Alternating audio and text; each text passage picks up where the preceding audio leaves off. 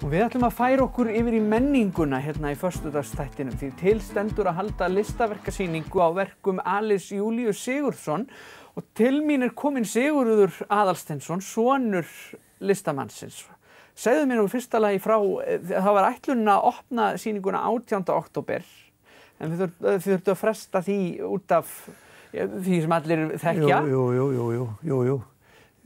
Það var sem sagt að ráði milli okkar og Hollvinasamtaka sjúkrahússins sem að munu fá allt söluverð myndana í sinn sjóð.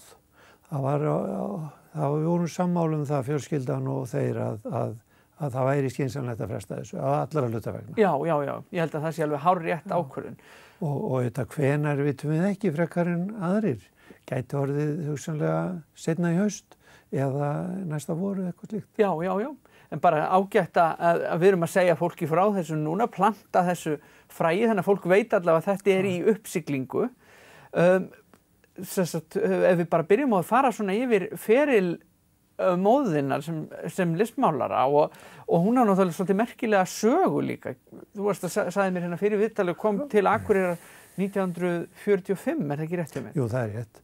Hún er fædd í Kaliforníu og ólst þar upp svona sveitastelpa í rauninni. Fer í California School of Arts and Crafts í Oakland, útskrifast þar sem grafískur hönnuður og með kennararéttindi meira segja að auki. En vinnur þar í 1 ár í San Francisco, en þar kynnist hún pappa og það settist ekki í reikningin, þau giftast og flytja til Íslands 45. Já. Og hún málaði alltaf allan tíman, sem sagt vatnsliti, það var hennar áhugamál og sérgrein, hún var mjög góðu teiknari og myndirnar hennar eru margar hverjar bara mjög góðar og ég veit að margir eldri akureyringar kannast ákaflega vel við hana. Já. Hún var alltaf kölluð Alice hér. Alice, já. Og við skrifum það gjarnan þannig bara eins og við berum það fram. Einmitt. Þetta mér finnst þetta ótrúlega merkilegt og heillandi saga og ég vissum að það voru ekki margir grafískir hönnuðir sko á Íslandi, hvað þá á Akureyri 1945. Nei, ég hugsa hún hafi verið svo eina hérna sko. Já. En hún opnaði aldrei neina stofu, en hún vann tölvert heima í eldhúsi og ég man eftir henni sem bara smá strákur þegar hún var að vinna fyrir Prestbjóðs Björnssonar og svona einhverjar forsíður og dót. Já. Og hanna merki og svona. Einmitt. Þannig hún hefur alltaf svona verið í því með. Já, svona framan af. Já. En svo þetta komu stofur hér á Akureyri og grafískir hönnuðir sem að þetta listu hann algjörlega hólmi. Já. Einmitt. Og þetta er dágott safn sem þið ætlið að sýna á sýningunni. Já, það var svo skrítið að þegar hún dó, að þá, þegar við vorum svona að taka til eins og gengur, að þá fundum við bara, nánast undir sófanum, hellingamyndum sem að hún hafði einhvern veginn ekki selt eða lagt til hliðar, ekki það að hún væri endilega óánægð með þær. Þetta, ég skil þetta bara ekki. En hún sýndi fólki kannski nokkra myndir þegar að koma og spurði hvort hún ætti ekki eitthvað til að selja þeim og þá sýndu svona myndir og fólk valdi eitthvað en þetta bara dagar uppi. Já. Margar myndana eru nú svona frá því að hún var orðin gömul eða nokkuð gömul, til dæmis á bara síðasta áratug, síðustu aldar eins og 1990 eitthvað svona. En svo eru sumar hana bara frá því hún kemur til landsins. Já. Ég þekki svona stílinn hennar hvernig hann breyttist. Einmitt.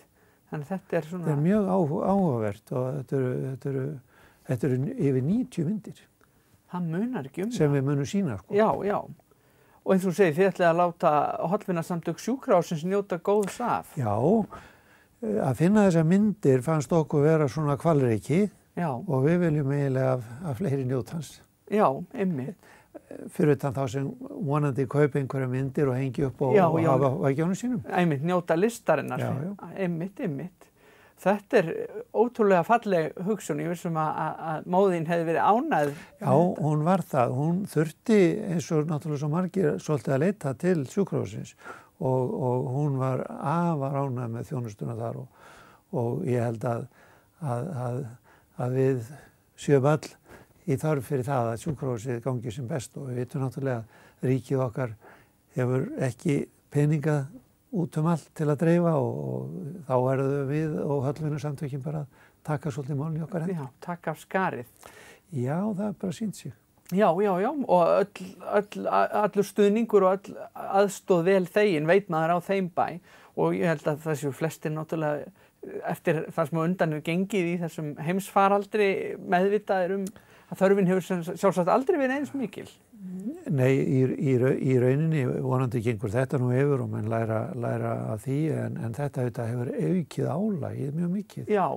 Allt er svolítið í hægagangi á þess að ég sé nú neitt fagmaður í þessu sko. Nei. Og allt það. En hugmyndin var þið ætluðu að sýna í Deiglunni á Akureyri, ekki? Já. Og sýnið væntanlega þar þegar þar kemur. Já, við verðum þar. Gilfélagið hefur sérst gefið okkur mjög góð kjör á sýningarsalnum og hún sýndi með myndhópnum þó hún væri ekki í Gilfélaginu, hún var svona dálítið mikið hætt þegar það stofnað, en hún sýndi með myndhópnum. Það var svona hópur myndlistamann og Akureyri bæði lærðra og leikra sem sýndi hérna í þó nokkuð mörg ár saman. Já.